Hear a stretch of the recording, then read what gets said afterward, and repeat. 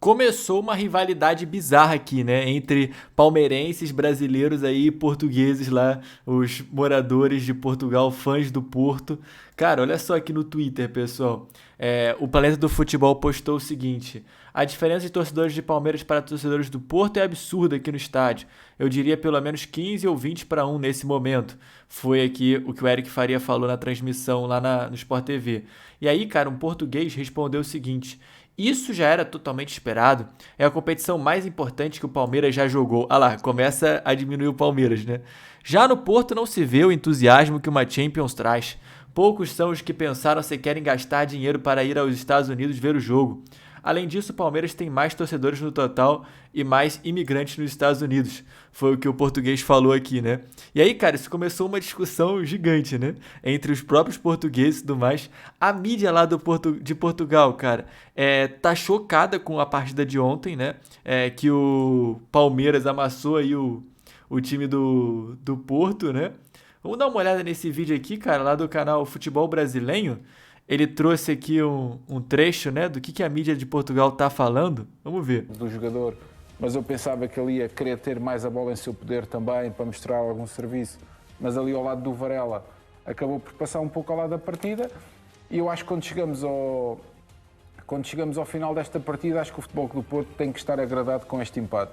Da maneira como foi o jogo, acho que tem que estar agradado com tem que estar feliz mesmo, tomou uma massa, pô. Nos últimos 25 minutos, as substituições de Anselmi meteram o Futebol Clube do Porto praticamente todo para trás. Inclusivamente ele fez uma coisa que eu até fiquei um bocado surpreendido, que foi mexer na defesa, quando eu achava que a defesa do Futebol Clube do Porto estava compacta e estava a jogar bem. O próprio João Mário estava a sair bem pela ala. Acho que o resultado 0-0 acaba por ser um bom resultado para o Futebol Clube do Porto, que agora tem todas as expectativas também de fazer melhor ainda perante o Inter Miami e o Al-Ahly. Vítor, concordas? Quando mexeu na equipa, Martin Anselmi acabou por, de alguma forma, afetar aquilo que estava a ser a dinâmica do Futebol Clube do Porto?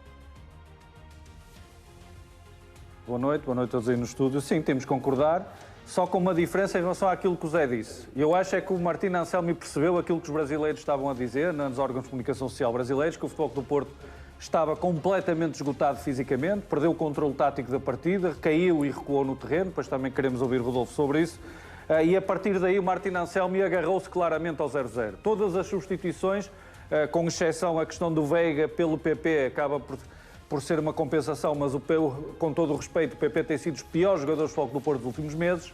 Portanto, foi uma surpresa enorme para mim ser o primeiro jogador a entrar. E depois, a partir daí, foi claramente agarrar-se ao 0-0 e com muito sofrimento, o Futebol do Porto conseguiu sair daqui com um empate e vivo neste Mundial.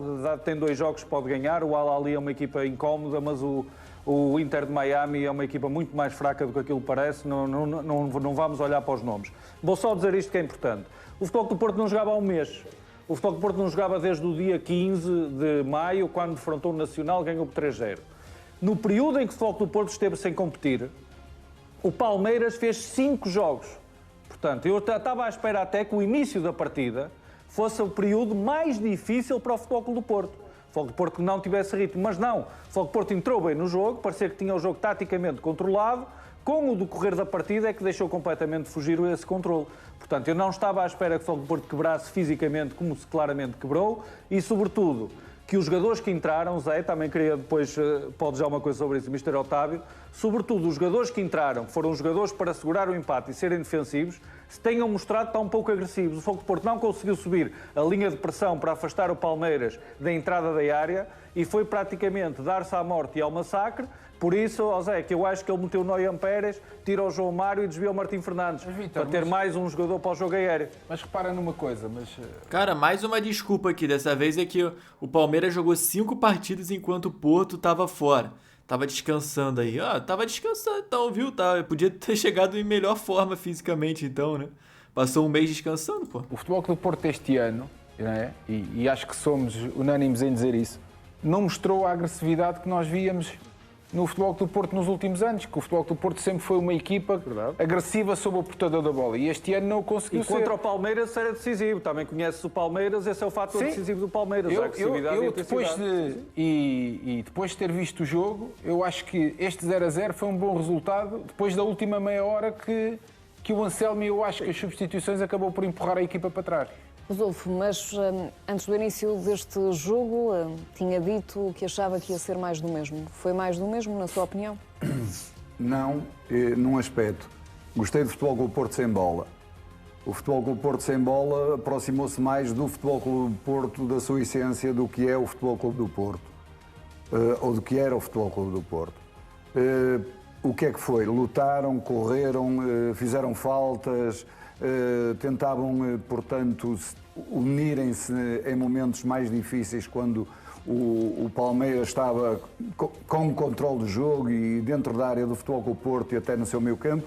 E eu vi na realidade aquilo que já não via há muito tempo. O Futebol Clube do Porto, todos a correrem, todos a lutarem, todos, portanto, a ser uma equipa com bola. Voltou a ser mais do mesmo, porque voltaram a errar muitos passos e o jogo começa logo com a bola vai do guarda-redes para um jogador do meio campo, eu penso que é o Varela perde ali a bola e é uma situação de golo e já não era a primeira vez que o Futebol Clube do Porto sofria um golo assim. Gostei porque o Futebol Clube do Porto foi diferente na minha perspectiva, sem bola. Sem bola foi uma equipa totalmente diferente da equipa que acabou o campeonato ou que jogou todo o campeonato. Com bola continua a ter muitas dificuldades, foi um jogo até quesilento, foi um jogo não muito bonito de se ver. O Futebol Clube do Porto tentou, dentro do possível, chegar à área de contrária, mas as grandes oportunidades de golo, sem dúvida, pertenceram, portanto, ao Palmeiras. Dar os parabéns aqui ao guarda-redes do Futebol Clube do Porto, porque foi, na realidade, um grande substituto, fez lá 3 ou 4 defesas excepcionais e dizer que fiquei, portanto, contente com este empate, porque o Futebol Clube do Porto tem perspectivas de poder seguir em frente, que é isso que qualquer portista e qualquer português, porque aqui neste momento acho eu que também gostava e que o Benfica seguisse em frente, porque é Portugal e num campeonato destes penso que nós temos que ser portugueses. Portanto, Anselmo, na minha perspectiva, estás no caminho certo, sem bola. Com bola, com bola tens que meter os meninos a correr, a tabelar, a entrar, não perder tantas bolas, a ser diferente, a ser mais ratolas, porque fomos muito ingênuos nos últimos 30 metros. Otávio, concordo. Passou o pano aqui, né? Passou o pano aqui. Cara, muito doido. A mídia portuguesa é muito diferente, né? Ver a opinião aqui deles. Achei bem bacana esse corte aqui. Antes do jogo também teve uma parte da mídia aí que tava falando sobre isso e tudo mais, né? Sobre essa